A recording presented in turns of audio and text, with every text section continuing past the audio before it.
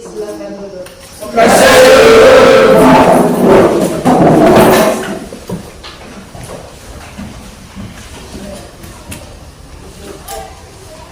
Selamat pagi semuanya. Selamat bertemu kembali ya. Yang pertama, sebelum kita memulai pelajaran kita hari ini, kita awali dulu dengan doa. Kepada Aisyah persilakan untuk memimpin kita dalam doa.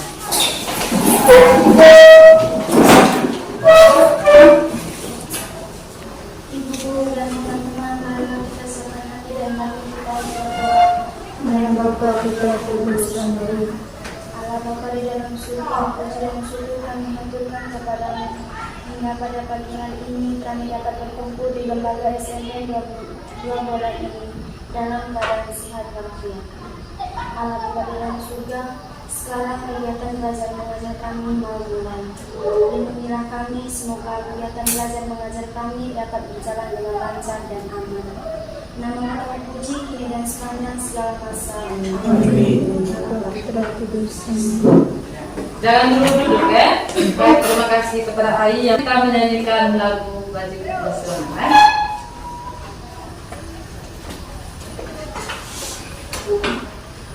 Pemuda pelajar, Pemuda pelajar, diamlah teladan. Buat sentrumnya.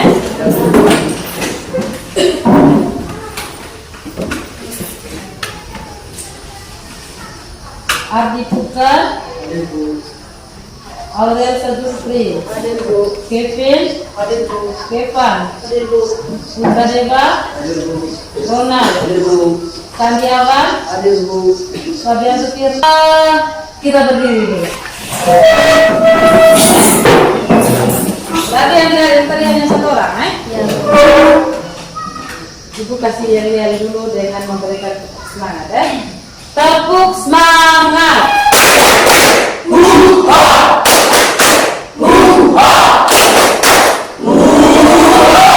Senang lagi, lebih semangat lagi, lebih semangat lagi ya. Tepuk semangat.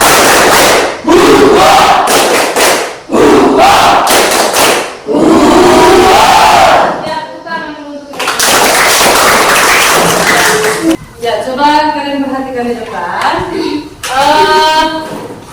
Tujuan pembelajaran kita hari ini yang pertama adalah melalui gambar peserta didik mampu mengidentifikasi fungsi organ reproduksi pada manusia. Nanti Ibu akan bagikan gambarnya. Di situ ada gambar. Kamu harus bisa menentukan atau mengidentifikasi apa fungsi dari organ reproduksi, apa nama organ reproduksi tersebut, kemudian apa fungsi. Kemudian yang kedua, melalui pengamatan gambar, peserta didik mampu mendeskripsikan organ reproduksi pada manusia, ya. Mampu mendeskripsikan organ reproduksi pada manusia. Kemudian yang berikutnya, yang terakhir, melalui diskusi kelompok, peserta didik dapat mendeskripsikan penyebab terjadinya gangguan pada sistem reproduksi pada manusia. Gangguan itu atau penyakit, ya. Penyebab penyakit pada sistem organ reproduksi pada manusia. Ya. Kemudian nanti Ibu akan bagikan itu, tiga tujuan ini harus terpenuhi. Artinya bahwa nanti kalian akan mengerjakan tugas aktivitas yang Ibu bagikan berdasarkan tujuan yang ada di sini, nanti Ibu akan bagi bicara. Yang pertama, peserta didik harus mendeskripsikan fungsi organ reproduksi pada manusia, mengidentifikasi, ya. Yang kedua, peserta didik mampu mendeskripsikan organ reproduksi pada manusia. Yang ketiga, peserta didik dapat mendeskripsikan penyebab gangguan pada organ reproduksi pada manusia. Baik, yang berikutnya Ibu akan membagikan kelompok, ya. Ibu akan membagikan kelompok. Nanti Ibu akan membagikan kelompok. Kelompok ini dibagi dalam 5, ya. Dimana karena kalian juga yang hadir ini 25, maka kalian akan dibagi dalam 5 kelompok dan masing-masing kelompok terdiri atas 5 orang.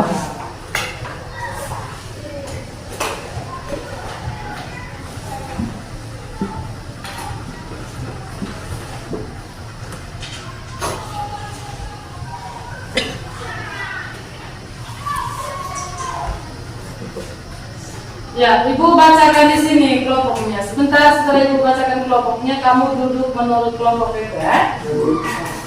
Kelompok 1, Ardi Bukan, Perseveran Raja Calon. Kelompok 1-nya di sini, kelompok 2 di belakang, 3 di situ, 4, 5 ya. Marcelina Afira, Mario Putra Bale. Silakan.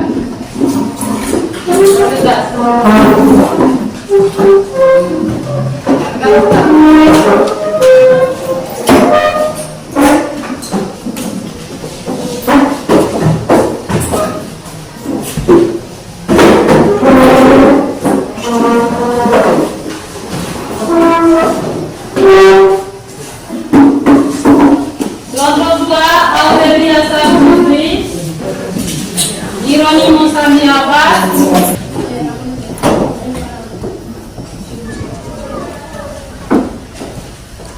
Ya, perhatikan dulu ya. Ibu menggunakan metode NHT atau nomor hitung ya. Nanti Ibu akan bagikan kertas ini di Ibu sudah jepit tadi. Nanti kertas ini Ibu jepit nanti di bagian kepalanya kalian. Kemudian kamu kerjakan soal, nanti Ibu akan bagi soalnya. Tapi soal itu kamu kerjakan menurut nomor yang ada di sini. Umpamanya bagian A, nomor 1-nya dikerjakan oleh yang dapat nomor 1. Kemudian nomor 2-nya dikerjakan oleh masing-masing kelompok. Umpamanya kelompok 1, yang nomor 1-nya bekerja bagi nomor 1 ya. A nomor 1. Kemudian nomor 2, kelompok 2, kelompok 3, kelompok 4 dan kelompok 5 semuanya seperti itu. Kemudian bagian A yang nomor 2 yang mengerjakan itu adalah yang mendapatkan nomor 2 tiap-tiap kelompoknya. Kemudian kelompok 3 selanjutnya sampai kelompok nomor 5. Bisa paham? Bisa paham? Ya. Kemudian ketika nanti kamu kerjakan itu, kamu kerjakan masing-masing. Setelah dikerjakan, diskusikan dalam kelompok. Karena nanti ketika teman tidak bisa menjawab, berarti anggota kelompok membantu untuk menjawab.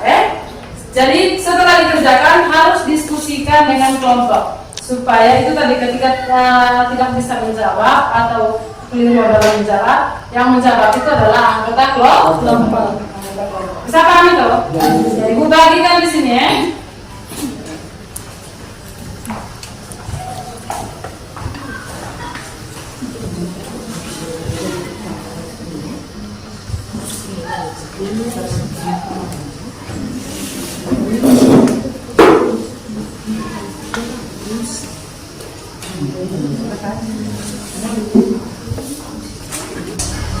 Ya, dipasang dulu ya, supaya Ibu jepit.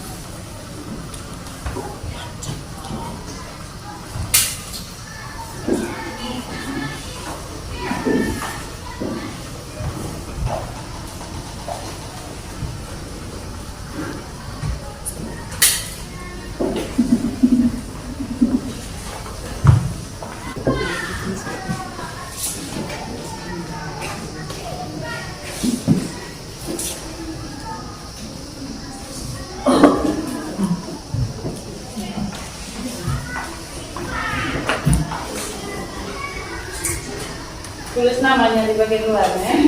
Tulis nama. Ibu sudah siapkan nomor jawaban di sini. Jadi kamu tinggal ini.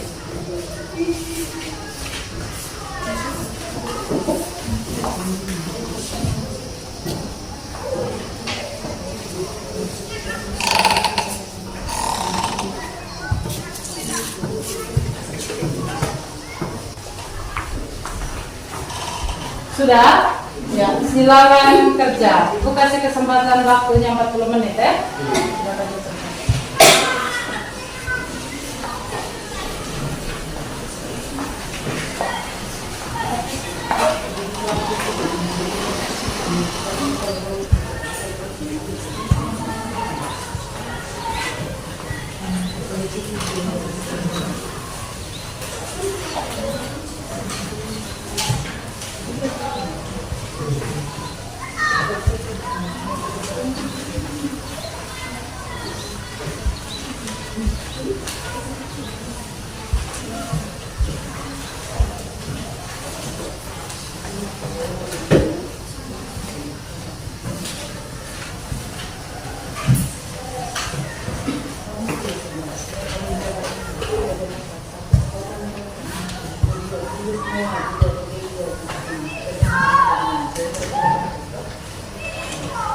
Ibu sudah siapkan kertas jawabannya di belakang itu supaya kamu jangan ambil kertas sendiri lagi ya.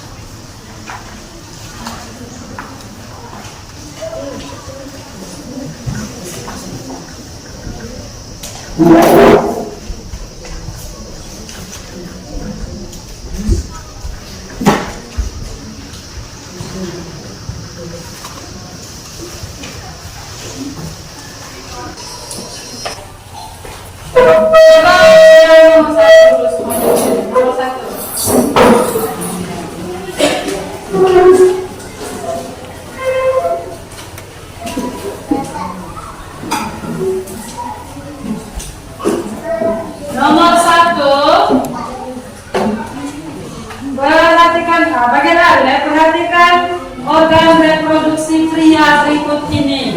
Itu di LKS-nya semuanya kan sudah ada gambar organ reproduksi pria ya. Nah, coba bagian hanya itu pertanyaan nomor 1. Apa nama dan fungsi dari bagian 1 dan 2? Nomor 1 yang dipangani oleh nomor 1 dan nomor 2 ya. Ya, dari kelompok 1. Bagian dari nomor 1. Skorto, fungsinya adalah untuk mengatur suhu yang cocok bagi kehidupan sperma. Bagian dari nomor 2, testis, fungsinya adalah menghasilkan sel sperma dan hormon reproduksi. Kelompok 2. Fungsinya kantong yang di dalamnya terdapat testil yang berfungsi untuk menampung suhu yang cocok bagi kehidupan sperma. Ulang lagi. Kantong yang di dalamnya terdapat testil yang berfungsi untuk Testis. yang berfungsi untuk menampung suhu yang cocok bagi kehidupan sperma. Mengatur suhu, mengatur ya termantau. Ya. Berikut. Sel sperma dan hormon. Kelompok 3. Fungsi dari bagian 1 dan 2. Fungsinya untuk mengatur suhu yang cocok dan kehidupan sperma. 2. Testis, fungsinya untuk menghasilkan sel sperma dan hormon reproduksi. Kelompok 3. Nama dan fungsi dari bagian 1, struktur. Bagian seperti kantong yang di dalamnya terdapat testis yang berfungsi untuk memproduksi sperma. Bagian 2, testis. Bagian yang bentuknya bola telur yang tersimpan dalam struktur berfungsi untuk memproduksi sperma dan hormon testosteron. Berikutnya. Nama dari bagian 1 adalah skrotum. Skrotum berfungsi untuk mengatur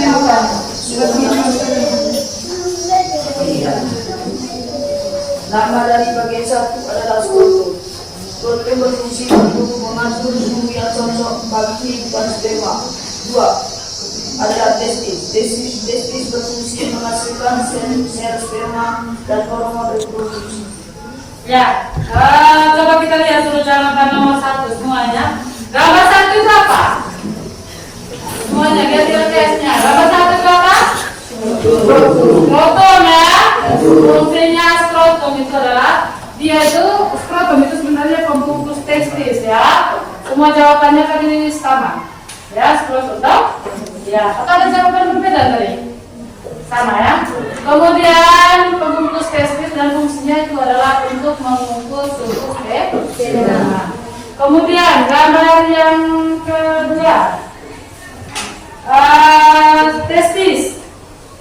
Ya, testis itu terdiri atas berapa banyak? Testis. Testis itu berapa banyak ya? Terdiri atas 2 atau ya. Fungsinya itu adalah penghasil atau pembentuk sperma. Ya tepatnya karena di dalam testis itu ada namanya saluran seminiferus. Disitulah tempat pembentukan sperma. Ya. Tepuk tangan dulu untuk yang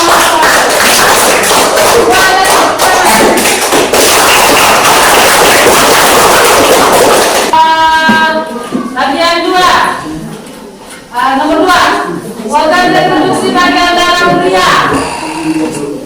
Kelompok 1. Organ reproduksi bagian dalam pria. 1. Saluran sperma. 2. uretra. 3. kelenjar reproduksi. 4. testis. Coba ulang lagi. 1. saluran sperma. 2. uretra. 3. kelenjar reproduksi. 4. testis. Yang lain? Silakan kelompok 5. Organ reproduksi bagian dalam pria. Siap yang lain. 1. saluran reproduksi. 2. kelenjar reproduksi. A. vesicula seminalis. B. kelenjar prostat. C. kelenjar prostat. Kalau saluran reproduksinya di belakang? Organ reproduksi di dalam laki-laki. 1. testis. 2. saluran sperma. 3. kelenjar reproduksi. Ya termasuk salurannya itu saluran spermanya. Sudah dijelaskan di situ. Yang lain? Organ-organ reproduksi bagian dalam pria. 1. Testis. 2. Saluran sperma. 3. Organ reproduksi. 4. uretra. Yang lain? Testis. 2. Saluran sperma. 3. kelenjar reproduksi. Bundanya apa saja? Terus salurannya? Apa lagi? Apa lagi? Apa kan mau disiapkan bicara? Apa lagi? Salurannya tadi apa? Kelompok enggak, saluran 3. Salurannya? Vesikulasi minalis apa lagi? Uretra. Pasta beres? Dan? Epididymis. Yang kelenjarnya? Terus? Terus?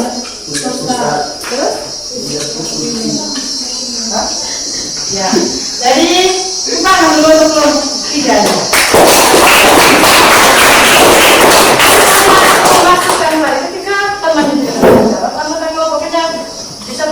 Jangan misalkan kata kelompok 3 menjawab, kamu juga ikutan dari belakang. Pertanyaan menyangkut materi dari awal sampai dengan terakhir. Ya, yang pertama dari kelompok 3. Apa yang menyebabkan terjadinya bayi kembar?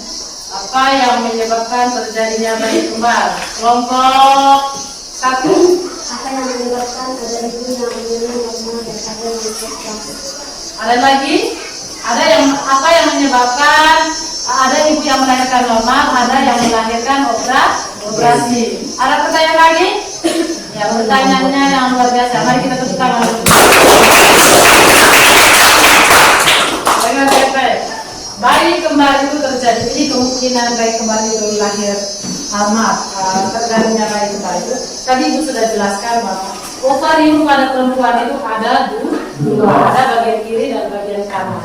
Kemudian ovidum pada perempuan itu ada dua pasang, ada bagian kiri dengan bagian kanan. Nah, kemungkinan bayi kembar ini terjadi karena tadi kan sudah dijelaskan bahwa ovum yang dihasilkan oleh ovarium itu secara bergantian.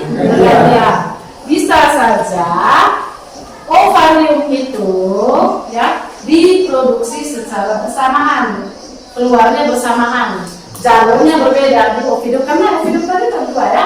Ovidum itu kan tempat pertemuan sel organ reproduksi, sel kelamin laki-laki dengan sel kelamin perempuan. Bisa saja ovumnya dihasilkan pada waktu yang bersamaan, kemudian dikeluarkan bersamaan pada ovidum yang berbeda.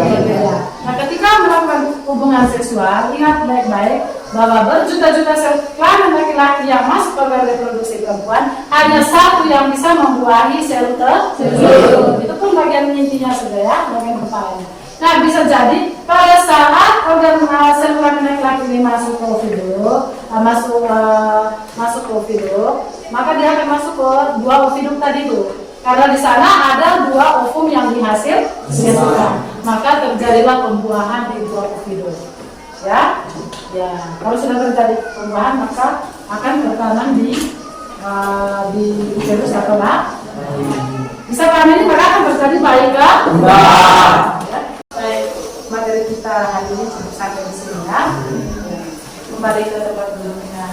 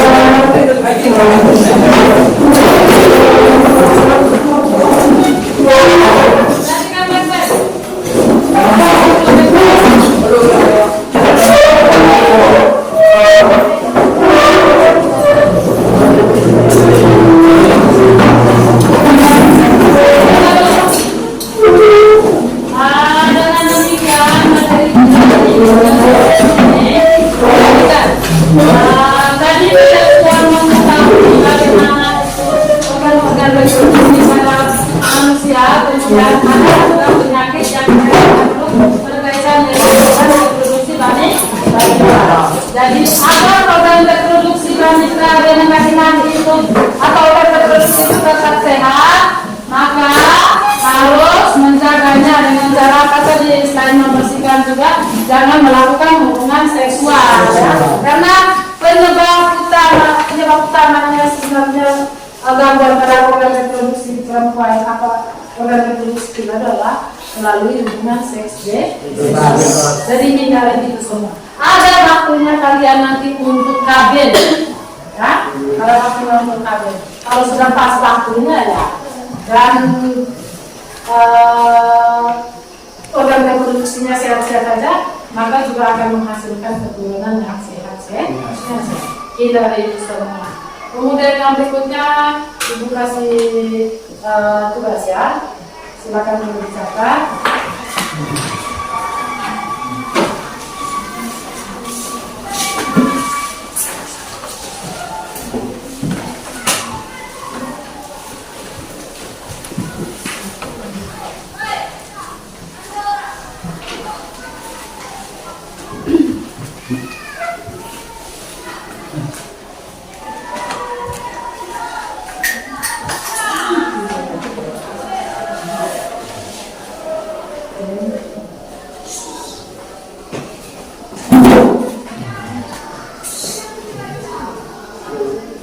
Sudah dicatat di situ.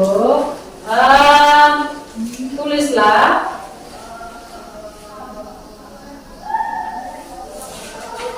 jenis-jenis penyakit lainnya yang berkaitan dengan sistem organ reproduksi pada manusia. Ya. Penyakit lainnya yang berkaitan dengan organ reproduksi manusia pada manusia. Selain yang disebutkan tadi ya, cari lagi. Bisa cari di internet, bisa melalui wawancara dengan kesehatan, bisa juga melalui internet tadi ya, internet atau buku-buku sumber lainnya. Buku sumber lainnya ya. Baik, dengan demikian materi kita hari ini berakhir dulu dengan berdoa. Kembali lagi saya meminta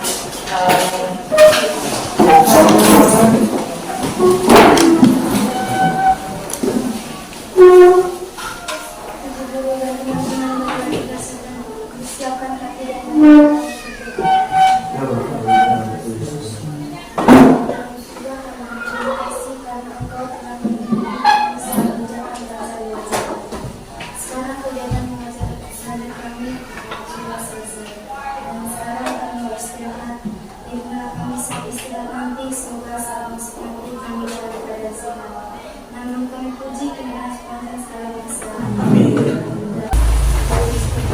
baik, dengan demikian percobaan kita kali ini sudah selesai sampai sini.